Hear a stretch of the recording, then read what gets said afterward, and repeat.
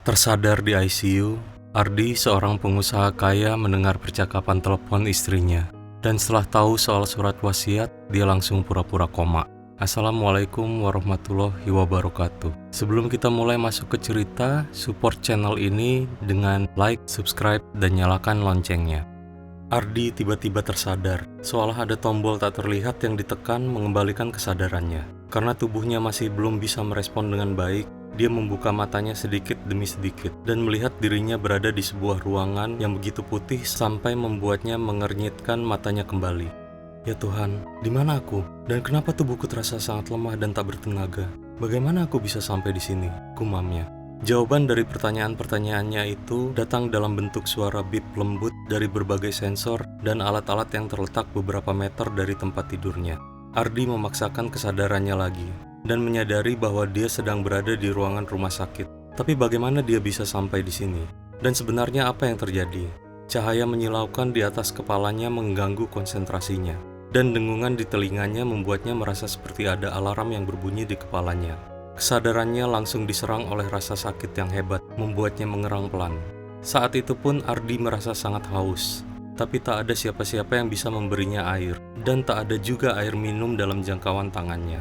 Sudah pasti ini adalah ruangan rumah sakit, tapi kenapa ada begitu banyak peralatan di sini? Ardi belum pernah ke fasilitas medis seperti ini sebelumnya, jadi dia tidak punya gambaran untuk membandingkannya. Selang infus dan berbagai sensor terhubung ke tangannya, dan tubuhnya terasa sangat ringan, seperti mengambang. Dia tidak punya cukup tenaga untuk membuka matanya lebar-lebar, jadi dia hanya bisa melihat sekelilingnya lewat celah kecil di matanya. Awalnya, suara-suara terdengar sangat samar dan jauh, sampai Ardi hampir tidak yakin apakah dia benar-benar mendengar sesuatu. Tapi kemudian, suara yang sangat ia kenal terdengar dekat membuat hatinya berdebar-debar. Itu suara istrinya, Anggi. Ya, tidak mungkin salah. Intonasi dan sedikit gaya manja dalam pengucapan beberapa kata langsung membuatnya yakin. Ardi langsung mengepalkan tangannya, mencoba memberi sinyal pada Anggi dengan cara apapun saat dia mendengar suara pintu terbuka.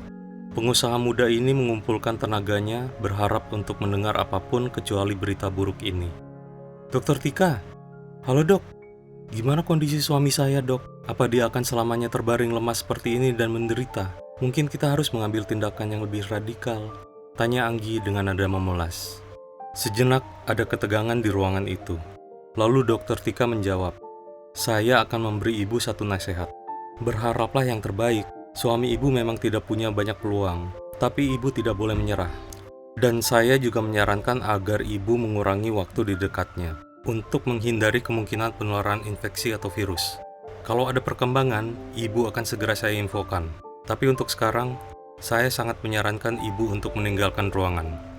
Oke dok, maaf ya, saya mengerti, kata Anggi dengan suara manis. Tak lama setelah itu, Ardi mendengar langkah kaki yang menjauh dan suara pintu yang tertutup. Dari situ dia menyimpulkan bahwa dokter wanita itu sudah pergi. Sementara Anggi masih berdiri di samping tempat tidurnya, termenung memikirkan sesuatu. Tiba-tiba, Ardi mendengar jelas dering telepon yang melengking. Di dalam ruang ICU, suara telepon itu terdengar sangat tidak wajar sampai membuatnya meragukan kenyataan dari semua yang terjadi. Ardi sebenarnya tidak suka menguping dan menganggapnya sebagai tindakan memalukan dan tidak pantas untuk seseorang dengan statusnya. Jika Ardi dalam keadaan sehat saat itu, dia pasti akan meninggalkan ruangan dan membiarkan Anggi berbicara tanpa ada yang mendengarkan. Tapi karena dia tidak bisa melakukan itu, dia terpaksa mendengarkan semuanya dari awal sampai akhir. Halo, loh sayang, nomormu kok nggak aku kenal? Kamu ganti nomor lagi ya? Surat wasiat? Iya, udah aku tulis kok. Mau dikasih kemana? Iya, udah aku baca. Semuanya sesuai sama yang aku mau. Notaris juga udah ngecek. Iya sih, nggak gratis.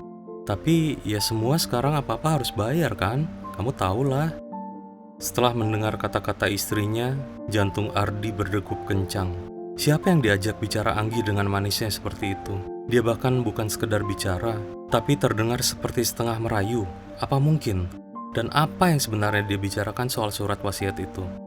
Tapi apa yang Anggi katakan selanjutnya benar-benar menghilangkan semua keraguan Ardi. Iya sayang, aku baru aja masuk ruangan. Ya gimana lagi? Suamiku terbaring lemas kayak sayuran layu tuh. Gak ada perubahan. Kalau lihat kayak gini sih, aku bakalan ngelola restorannya. Dan kalau dia udah nggak ada, aku bakal jadi pewarisnya. Ya udah, aku pergi dulu ya. Masih ada urusan nih. Aku sayang kamu. Dah. Ya, sampai jumpa. Kelancangan Anggi bikin Ardi nggak bisa napas. Nggak masuk akal. Ngomongin soal kepergian suaminya di depan Ardi. Bahkan nyebut Ardi sayuran layu. Apa dia pantas diperlakukan kayak gini? Sementara Ardi terbaring di tempat tidur rumah sakit, Ardi nggak ngerti kenapa sensor-sensor yang seharusnya memberitahu staf medis kalau dia sudah sadar, nggak bekerja. Dia pernah lihat sesuatu yang kayak gini di salah satu film. Judulnya dia udah lupa. Tapi inti ceritanya masih nempel di ingatannya. Walaupun beda yang dirasakan saat dia hanya sebagai penonton dan saat menjadi orang yang terlibat. Apalagi pas pasanganmu baru aja mengkhianatimu dengan mudahnya. Ardi udah nggak ragu lagi kalau pengkhianatan sudah terjadi.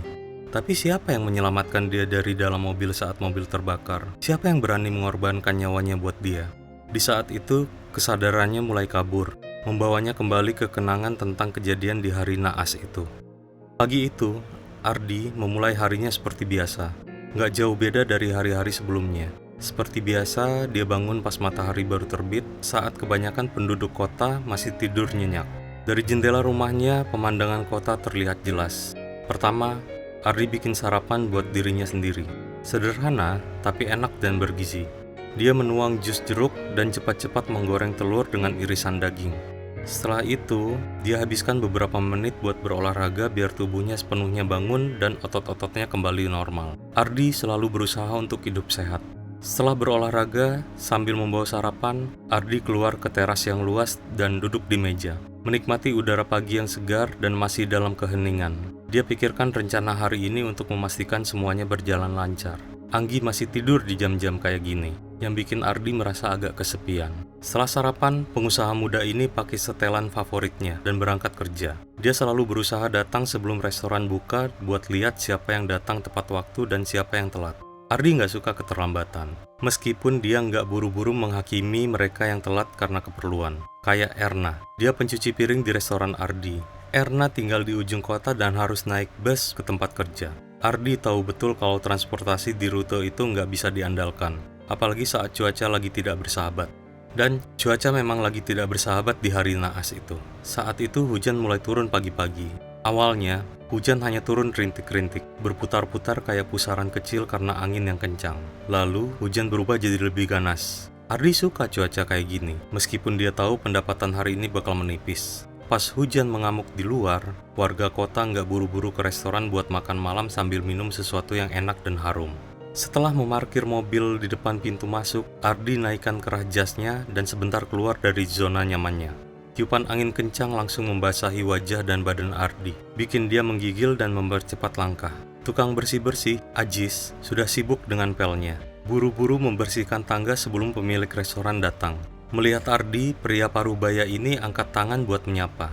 "Selamat pagi Pak Ardi, hujan turun hari ini dan kayaknya bakal turun terus Pak. Dingin, bikin tulang-tulang pada sakit semua," kata Ajis. "Selamat pagi Pak Ajis, Bapak masih berantem sama hujan sendirian? Aku kan udah bilang ke satpam buat bantu Bapak di saat-saat kayak gini." Tapi Ajis cuma geleng-geleng. "Ah, nggak usah, nggak apa-apa Pak. Saya bisa kok, udah biasa ini, kayak olahraga aja buat saya. Beberapa ayunan pel dan badan langsung terasa normal lagi." Pengusaha muda itu tersenyum. "Olahraga Pak, sini Pak, kasih saya pelnya. Saya mau pemanasan juga, biar darahnya ngalir." Ajis coba protes, tapi pengusaha muda itu bersikeras dan gak tenang sampai dia berhasil merebut pel dari tangan Ajis. Orang-orang yang lewat depan restoran heran lihat pengusaha terhormat itu dengan mahirnya menggunakan pel, membersihkan tangga dari air hujan. Ajis pun manggut-manggut hormat. "Kelihatannya jago nih Pak Ardi. Belajar di mana Pak?" Ardi tersenyum.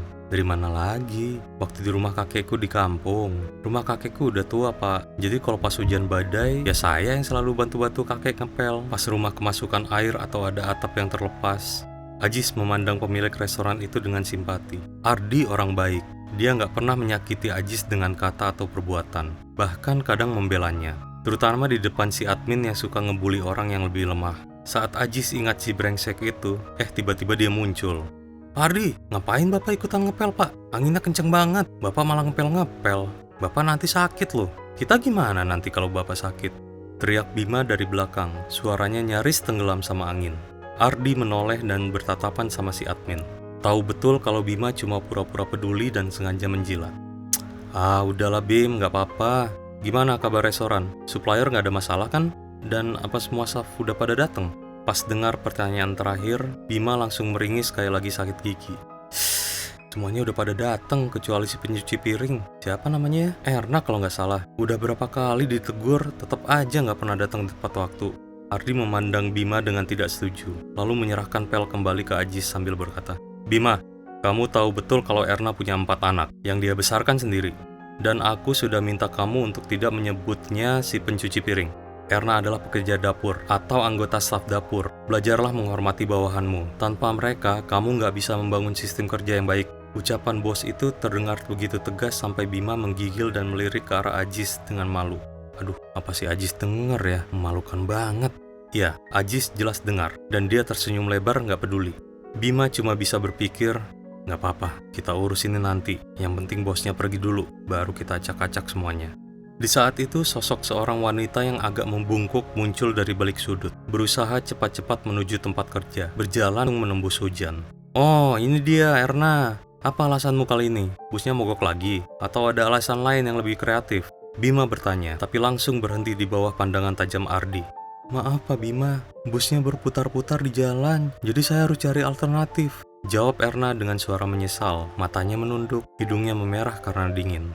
Ya sudah, masuk sana, dan pastiin semuanya beres. Cuci piringnya sampai bersih, sampai keset kalau aku pegang, kata Bima dengan wajah tegas.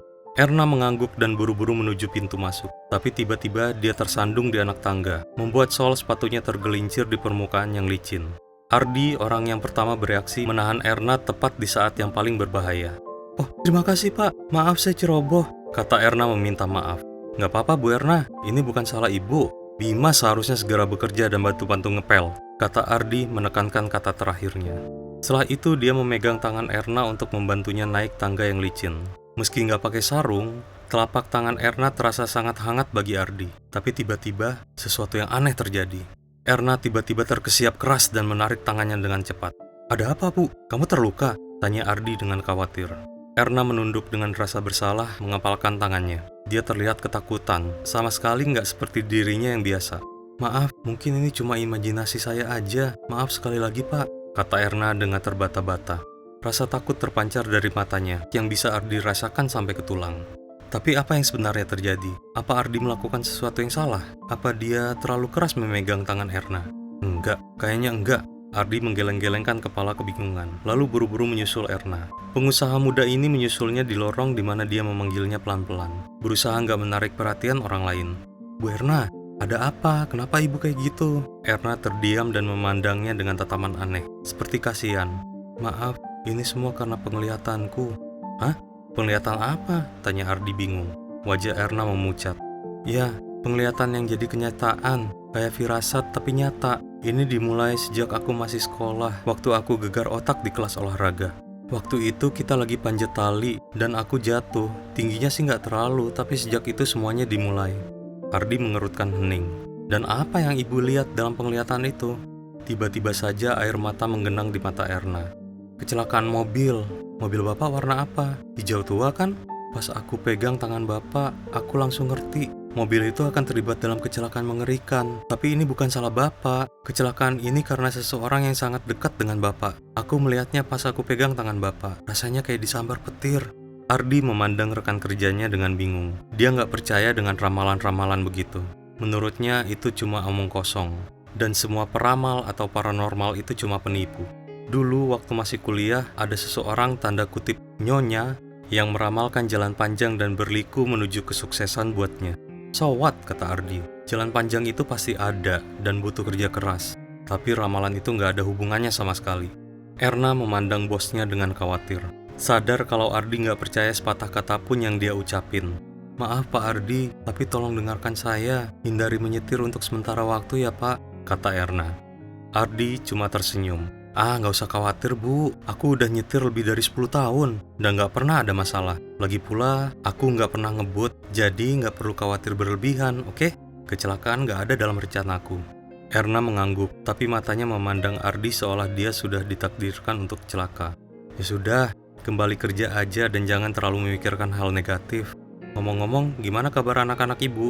Kalau butuh apa-apa jangan ragu untuk bilang ya bu. Aku akan bantu semampuku, kata Ardi sambil berjalan menuju kantornya. Terima kasih pak, semuanya baik-baik aja. Cuma saya mau minta izin sesuatu, kata Erna hati-hati. Izin? Boleh, apa yang ibu butuhin? Tanya Ardi. Erna diam sebentar, seperti mengumpulkan keberanian lalu bilang, saya mau minta izin untuk bawa pulang makanan-makanan yang gak disentuh pelanggan pak. Cuma 1 atau 2, saya akan bayar semuanya, bisa dipotong dari gaji saya. Ardi tersenyum. Ya udah nggak apa-apa, nggak usah bayar bu. Lagian itu juga bakal dibuang. Selain itu, kayaknya ibu dan anak-anak bisa memanfaatkannya. Ambil aja sebanyak yang ibu mau. Sorot kegembiraan muncul di mata Erna. Ini beneran keberuntungan buatnya. Sementara itu, Ardi melanjutkan urusannya seperti biasa. Berbicara di telepon dengan manajer restoran, menyetujui menu, dan mempersiapkan inspeksi. Memastikan semuanya berjalan lancar. Tapi sesekali dia ingat kata-kata Erna yang sempat bikin dia mikir. Bisa dipercaya nggak sih? Pegawai dapur yang punya kemampuan meramal. Baru pertama kali aku nemuin yang kayak gini. Tapi lama-lama, pikiran tentang kemungkinan kecelakaan di jalan pun memudar. Digantikan oleh pertemuan dengan supplier baru, mencicipi hidangan baru, dan membahas urusan restoran dengan admin. Waktu berlalu tanpa terasa, udah lewat 3 jam. Hujan badai masih mengamuk, tapi pengaruhnya udah berkurang dibanding pagi tadi. Pihak kota ternyata cepat tanggap dan udah membersihkan sebagian besar jalan penting. Meskipun masih ada 1,5 jam lagi sebelum jam pulang, Ardi memutuskan untuk pulang lebih awal hari ini. Ada rencana menarik di pikirannya. Ardi memutuskan untuk memanjakan istrinya dengan buket mawar yang cantik dan sesuatu yang enak dari dapur restorannya sendiri. Meskipun 2 item terakhir enggak makan waktu lama, mencari bunga di kota yang sedang hujan badai jadi tantangan tersendiri. Sayangnya sebagian besar kios bunga tutup. Mungkin pemiliknya mikir nggak bakal ada yang minat beli bunga di hari kayak gini. Pas Ardi hampir putus asa, dia lihat salah satu toko bunga di sudut jalan yang masih buka. Dengan hati yang gembira, Ardi memarkir mobilnya di pinggir jalan dan masuk ke dalam kios bunga. Di dalam, aroma mawar, tulip, dan mimosa yang baru diimpor menyegarkan hidungnya. Penjualnya ternyata seorang gadis yang ramah, dan dia cepat membantu Ardi menyusun buket bunga yang dia butuhkan. Hati pengusaha muda itu berbunga-bunga. Wajar sih, di depannya ada malam romantis bersama sang istri yang pasti udah nungguin dia pulang. Ardi tahu Anggi biasanya nggak masak makan malam buatnya. Soalnya dia yakin Ardi bisa makan enak di restoran. Ardi bawa pulang buah, sayuran, dan beberapa hidangan lezat dari chef Badu yang masaknya emang selalu bikin nagih. Sampai di rumah, Ardi nggak bunyikan bel. Dia memutuskan buka pintu pakai kuncinya sendiri. Masuk ke dalam, Ardi dengar suara musik pelan dari kamar tidur. Anggi pasti lagi nonton serial favoritnya nih, pikir Ardi sambil masuk ke dapur bawa tas-tas belanjaan. Dia sengaja ninggalin buket bunga di ruang tamu, mau kasih surprise ke Anggi nanti. Dengan wajah sumringah, Ardi masuk ke kamar tidur. Anggi nggak ada di kamar. Kayaknya dia pergi, ninggalin TV nyala. Tapi dia pergi kemana? Apalagi di tengah hujan gede kayak gini. Apa ada sesuatu yang terjadi sama dia? Anggi kan nggak terlalu bisa nyetir. Aku harus cek garasi, lihat mobilnya ada atau enggak, pikir Ardi panik. Pas dia mau keluar dari kamar, Ardi dengar siaran berita lokal tentang mobil asing yang jatuh dari jembatan kota setengah jam lalu.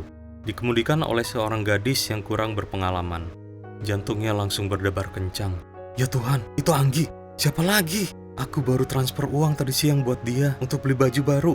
Mungkin dia memutuskan membelinya saat itu. Ardi langsung buru-buru masuk ke mobil dan melaju kayak orang kesurupan. Dia ngebut ke arah jembatan. Beberapa kali mobilnya nyaris selip di tikungan, tapi Ardi berhasil mengendalikannya. Pengalaman dan pengetahuannya tentang mobilnya beneran berguna. Tapi Anggi, dia baru aja belajar nyetir. Tinggal kurang dari 2 km lagi ke jembatan. Tiba-tiba mobil Ardi selip lagi. Dia injak rem sekuat-kuatnya, tapi nggak ada efeknya. Entah kenapa remnya nggak berfungsi. Bikin Ardi berada di situasi yang mengancam nyawa. Belokin setir dan masuk ke parit, atau tabrak mobil kecil yang parkir di pinggir jalan. Tentu saja Ardi pilih opsi pertama, dan setelah mobilnya terpelanting beberapa kali, akhirnya menabrak pohon. Hal terakhir yang Ardi ingat adalah bau tajam bensin dari tangki bahan bakar yang rusak, yang cuma butuh 1 percikan api buat meledak. Sekarang dia terbaring di ruang rumah sakit, sambil merenungkan apa yang terjadi. Ardi udah bisa nebak kalau dia bikin kesalahan fatal malam itu, dan gadis yang jatuh dari jembatan ke sungai itu ternyata bukan Anggi. Tapi kejadiannya berlangsung cepat banget, akal sehat nggak bisa nolong. Baru sekarang Ardi sadar kalau istrinya selama ini ketemu sama pacarnya, yang istrinya anggap lebih penting dari segalanya. Dan kemudian ada surat wasiat itu. Ya, surat wasiat. Bagaimana Ardi bisa lupa soal itu? Anggi sendiri yang membujuknya buat bikin surat wasiat beberapa bulan yang lalu. Waktu itu, Ardi nggak merasa ada yang aneh. Tapi dengan kejadian-kejadian belakangan ini, surat wasiat itu jadi terasa mencurigakan dan mengkhawatirkan. Pikiran tentang pengkhianatan terang-terangan dari istrinya bikin mentalnya terusik. Dia nggak bisa rileks dan menerima situasi ini apa adanya. Ardi memutuskan untuk pura-pura koma, menutup matanya rapat-rapat supaya Anggi nggak lihat tanda-tanda kehidupan darinya. Dia bisa merasakan tatapan tajam dan penuh kebencian dari istrinya. Tangannya kayak gatal mau pencet beberapa tombol dan memutuskan Ardi dari mesin penunjang hidup. Godaan buat melakukan itu begitu besar, sampai tangan Anggi gemetaran, dan bibirnya menyatu menjadi garis lurus. Yang paling menyakitkan buat Ardi adalah dia nggak bisa mencegah istrinya menjalankan rencananya.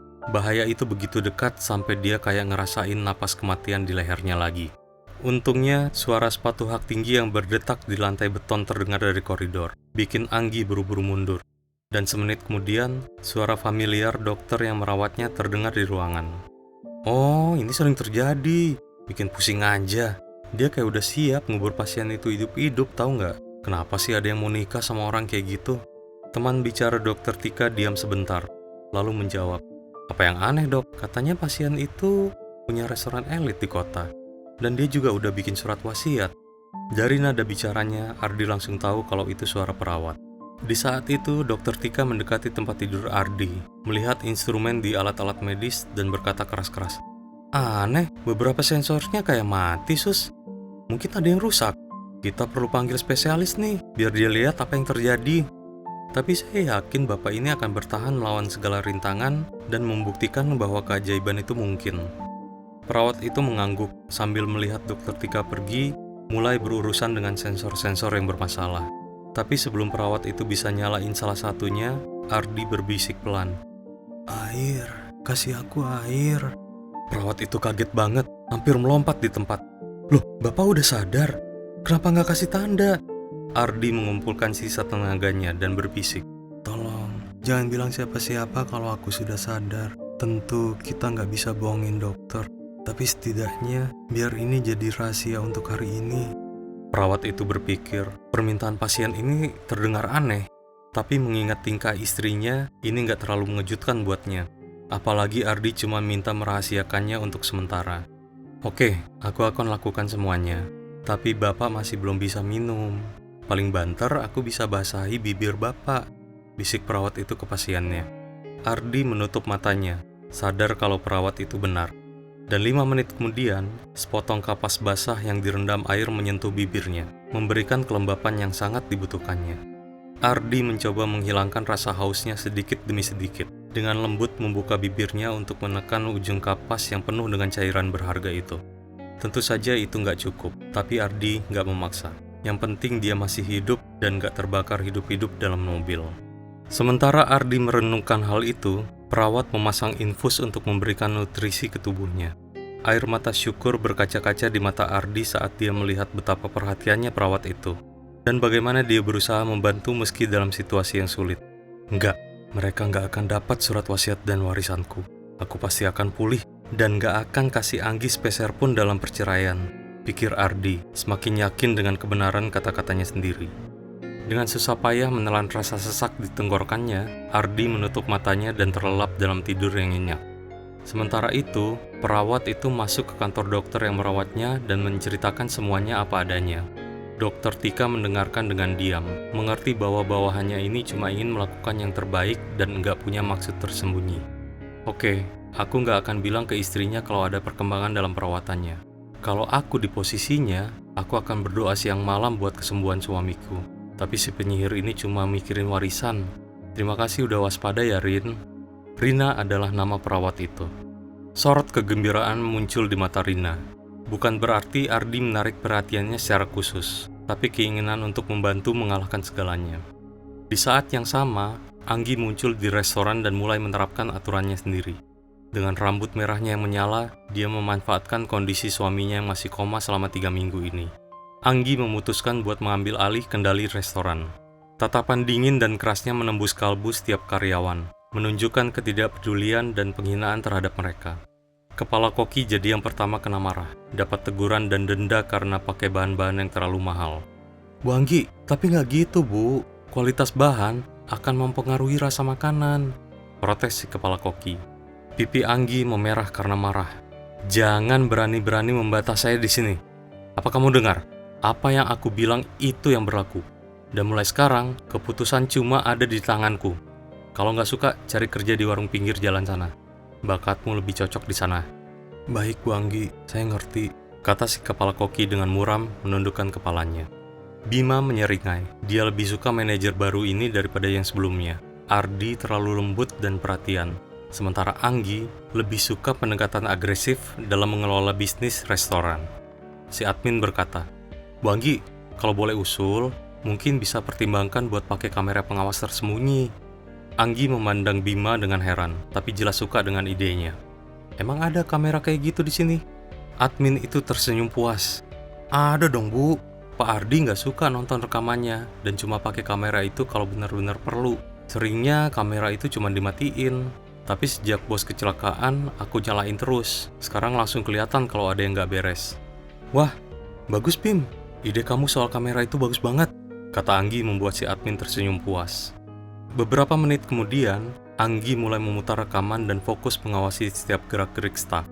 Awalnya, dia nggak nemuin sesuatu yang menarik.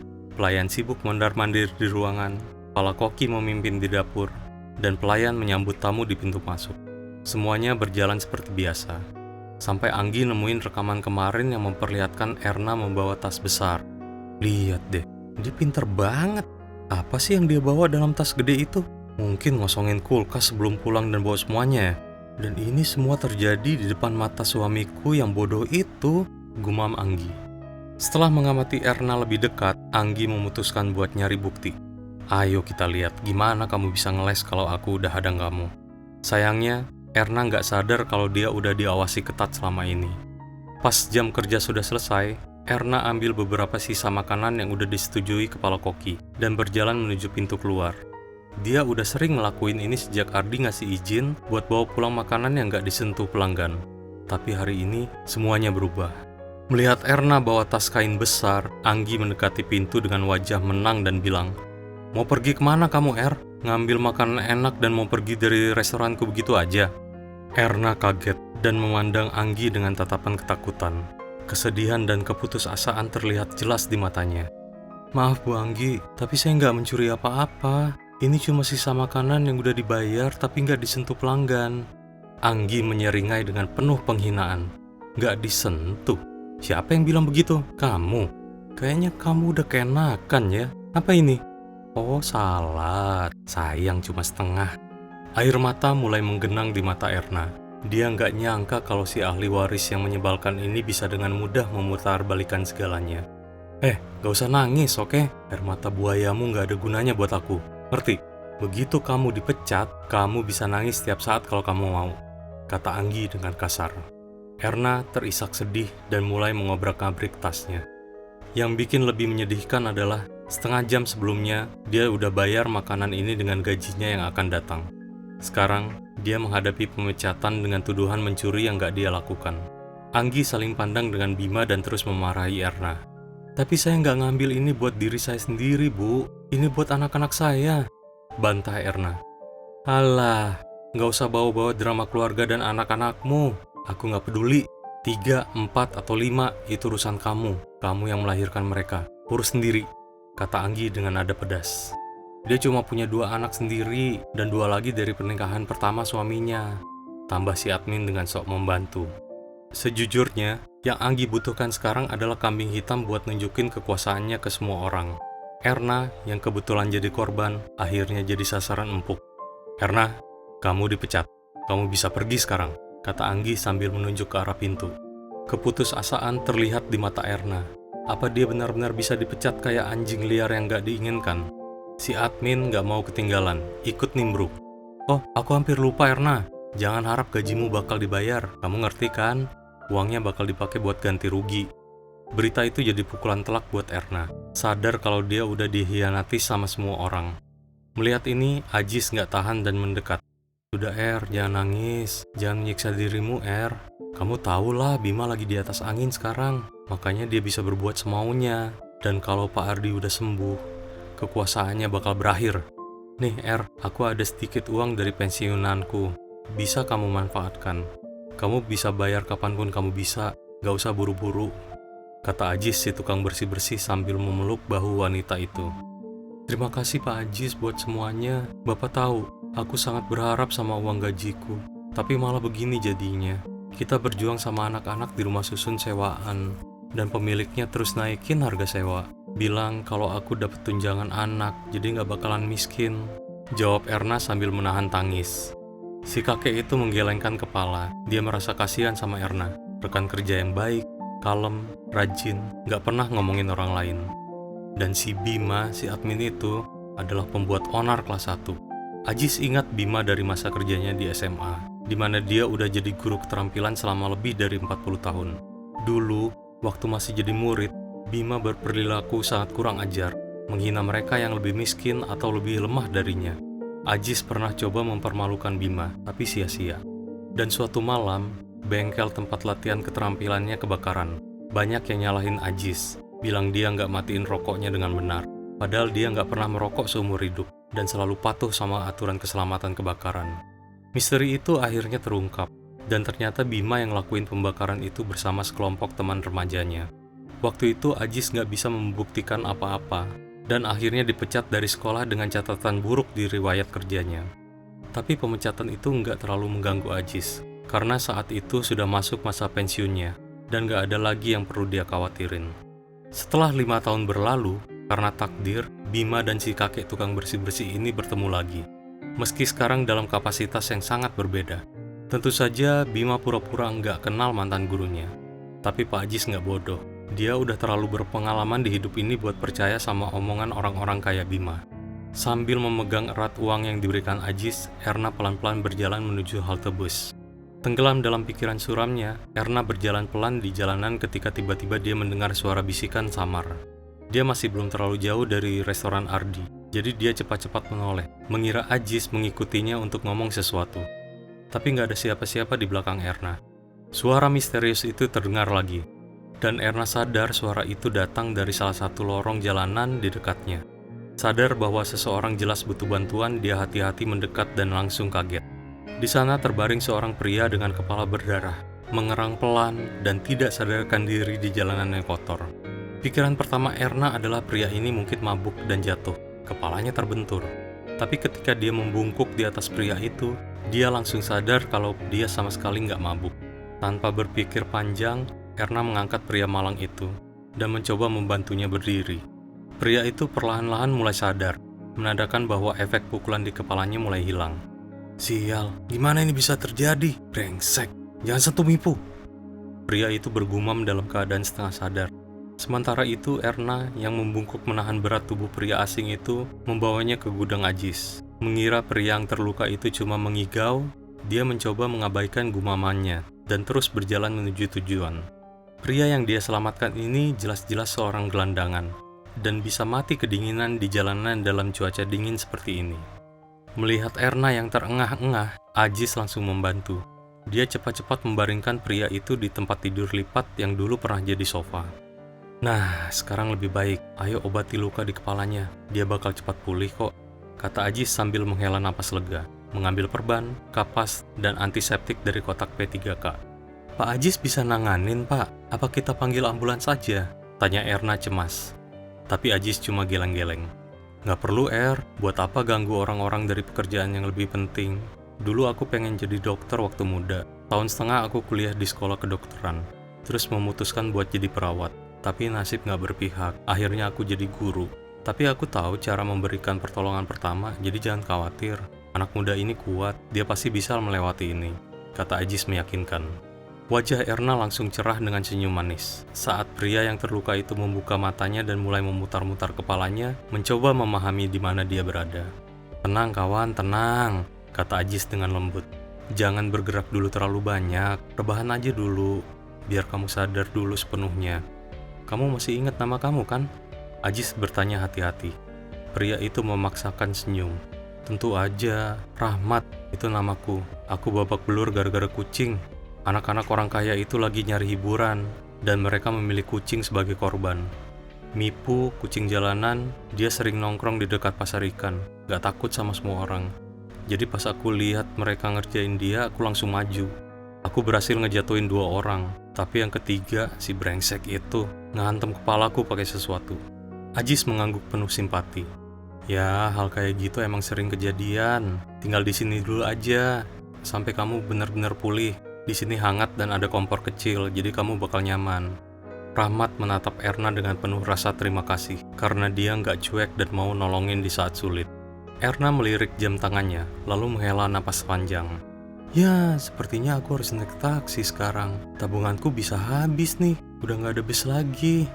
Rahmat mengusap wajahnya, merasa bersalah, lalu membalikan badan menghadap tembok. Dia tahu itu salahnya. Merasa nggak enak, pria tunawisma itu berkata, "Maafin aku ya, demi Tuhan aku nggak bermaksud bikin semuanya jadi ribet. Belakangan ini hidupku penuh kejadian aneh. 3 minggu lalu aku narik seorang pria kaya dari mobil yang kebakaran. Mungkin kalian pernah dengar, itu sempat jadi berita besar." Erna langsung pucat. Tangannya refleks menyentuh telapak tangan sendiri. Teringat sesuatu yang pernah dia alami soal masa depan Pak Ardi. "Kami dengar beritanya, Rahmat," Ajis menjawab. "Itu Pak Ardi, pemilik restoran. Kamu tahu kan? Saya dan Erna pernah kerja di sana. Tapi kami udah nggak kerja lagi di sana."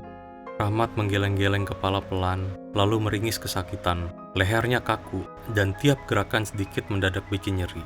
"Santai aja kawan, jangan terlalu tegang. Dan buat Pak Ardi, yang kamu selamatin itu panutan kita. Kamu pantas dapat ucapan terima kasih khusus. Pak Ardi itu orang baik," kata Ajis. "Aku cuma kebetulan ada di sana," kata Rahmat. "Sebenarnya itu bukan wilayahku. Kami para tunawisma punya pembagian wilayah. Kalau masuk daerah orang lain bisa langsung babak belur, jadi nggak bakal kepikiran buat balik lagi.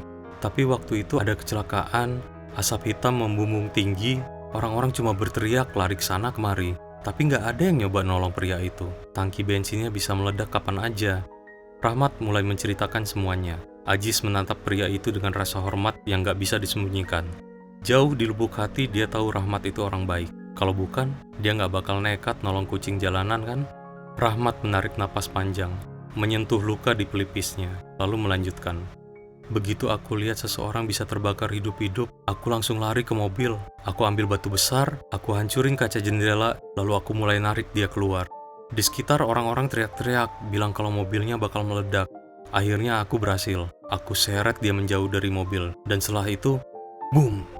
Ajis menghela napas. "Kamu benar-benar pahlawan, langsung nyelamatin orang tanpa mikirin diri sendiri." Erna menatap Rahmat dengan penuh kehangatan. Ada sesuatu yang terasa bukan kebetulan dari semua ini. Rahmat menyelamatkan Ardi, Erna menyelamatkan Rahmat. Setelah itu, sulit untuk percaya pada kebetulan. Karena Erna tidak bisa menunda lagi, dia memanggil taksi dan pulang ke rumah di mana 4 anak yang kelaparan menunggunya. Adi, Lia, Pras, dan Emi. Pada saat yang sama, Ardi terbaring di tempat tidur rumah sakit. Perlahan-lahan sadar kembali. Tentu saja tenaganya masih sangat sedikit, dan dia hampir tidak bisa memegang sendok dan garpu sendiri. Rina dan Dr. Tika menepati janji mereka dan dengan cerdik menipu Anggi selama sekitar 5 hari. Anggi telah memutuskan untuk mematikan mesin penopang hidup suaminya dan mengklaim warisan yang menjadi haknya. Dan pada hari kelima, Ardi memanggil Rina dan meminta bantuan untuk rencana lainnya. "Aku perlu pergi sebentar, kamu mau bantu nggak?" Perawat itu memandangnya dengan tidak percaya, bertanya-tanya apakah dia bercanda. Kurang dari seminggu yang lalu dia baru saja keluar dari koma, dan sekarang dia merencanakan pelarian. "Enggak Pak Ardi, maaf, tapi aku nggak berani tanggung jawabnya Pak. Bagaimana jika sesuatu terjadi pada Bapak? Apa yang harus aku lakukan? Hadapi pengadilan?" Rina membantah. Keputusasaan terlihat di mata Ardi. "Tolonglah mengerti, aku akan menandatangani dokumen apapun yang kamu inginkan. Aku memahami konsekuensinya dan membebaskan rumah sakit dari semua tanggung jawab." Rina menggelengkan kepala. Meskipun dalam pikirannya dia mengerti apa yang Ardi rasakan. Anggi pun udah mulai agak kurang ajar sama Rina. Dia bergegas ingin menyingkirkan suaminya dan tidak ragu-ragu dalam memilih cara dan kaki tangan. "Oke, aku setuju, tapi syaratnya kita pergi bersama, oke? Aku akan merasa jauh lebih tenang." Hanya di malam hari, beberapa jam setelah lampu dimatikan. Saran perawat itu dan langsung disetujui Ardi. Sejujurnya, Ardi sendiri merasa ini jauh lebih nyaman, karena dia masih belum bisa berjalan dengan lancar seperti dulu, dan bisa kehilangan keseimbangan kapan saja. Oke Rina, tapi mari kita merahasiakan ini ya. Bahkan dokter Tika nggak boleh tahu, jadi tidak ada yang tahu apa-apa. Pinta pengusaha muda itu memandang Rina dengan penuh harap. Rina mengangguk dan mulai mempersiapkan segala yang diperlukan untuk pelarian itu. Membawa obat-obatan untuk keadaan darurat, dan meminjam tongkat jalan dari salah satu pasien klinik. Sementara itu, Ardi berbaring di tempat tidur, mengumpulkan kekuatan untuk rencana yang telah dia pertimbangkan selama beberapa hari. Mengingat Erna dalam pikirannya, pengusaha itu tidak bisa menahan air matanya. Ya Tuhan, dia benar dari awal, dia menjelaskannya begitu jelas, dan aku si bodoh tidak mempercayainya. Sekarang aku yang membayar kelalaianku. Luar biasa, kelakuan Anggi pun sungguh di luar nalar. Dia punya kekasih dan mengincar hartaku. Aku akan menyelesaikan masalah ini dengannya, itu pasti. Meskipun tidak dengan metode barbar seperti yang dia gunakan, pikir pengusaha muda itu sambil menutup matanya dan berpura-pura menjadi pria yang kembali koma. Waktu terasa sangat lambat, dan ketika Rina akhirnya muncul di ruangan dengan setumpuk pakaian bersih, Ardi menyadari bahwa tidak ada jalan untuk mundur. Nih, pakai baju ini barang-barang mantan suamiku. Kami sudah lama cerai, tapi dia nggak pernah repot-repot ngambil barang-barangnya. Kayaknya bakal muat di bapak, jelas Rina sambil tersenyum. Ardi buru-buru ganti baju. Sempat limbung karena kelelahan, lalu mengikuti sang perawat. Cedera akibat kecelakaan itu benar-benar terasa. Memaksa Ardi berhenti setiap 300 langkah untuk menarik napas. Rina sangat memahami kelemahannya. Dia berusaha semampunya untuk membantu Ardi, meminimalkan waktu yang dihabiskan di luar. Selain itu, dia juga menyewa supir pribadi yang gak terburu-buru dan gak banyak tanya. Ketika sampai di rumahnya, Ardi yang masih terlihat lelah dengan tongkat di tangannya merasa cemas luar biasa. Degup jantungnya berdentum kencang. Rina memandangnya dengan khawatir, tapi sudah terlambat untuk mundur. Sekarang Ardi merasa wajib menyelesaikan apa yang sudah dia mulai. Hanya dengan begitu, usaha mereka tidak jadi sia-sia. Dan gak ada lagi yang bisa meragukan kebenaran atas tindakan mereka. Begitu keluar dari mobil, Ardi menggigil kedinginan dan berjalan menuju pintu. Dia masih punya kunci rumahnya, karena kunci itu dia pegang bersama dompet dan smartphone-nya saat kecelakaan terjadi. Memasukkan kunci ke lubang, Ardi mencoba memutarnya, tapi kuncinya nggak cocok. Apa Anggi udah ganti kuncinya ya? Kok dia cepet banget beradaptasi dengan realita baru ya? Bisik Ardi, menyimpan kembali kunci yang gak berguna itu ke saku. Ardi lalu menekan bel di samping pintu. Seketika suara melodi familiar yang riang memenuhi udara. Rina berdiri agak menjauh, sabar menunggu hasilnya. Tak lama kemudian, langkah kaki terdengar dari dalam rumah, dan pintu terbuka, memperlihatkan sosok kekasih Anggi yang tegap, dengan memakai handuk milik Ardi sendiri. Handuk ini dulu hadiah ulang tahun dari almarhum Ibu Ardi. Dan si brengsek ini memakainya tanpa rasa bersalah sama sekali. Ardi yang terkejut dengan kelancangannya langsung terdiam di tempat, menantang si kekasih dengan tatapannya. Siapa itu sayang? Jangan-jangan tukang tagihan lagi. Padahal aku udah bayar semuanya sebulan ke depan biar kita bisa santai di Suara Anggi yang lembut terdengar dari belakang si orang asing dan langsung terdiam. Ardi langsung pucat dan mengepal tangannya dengan erat.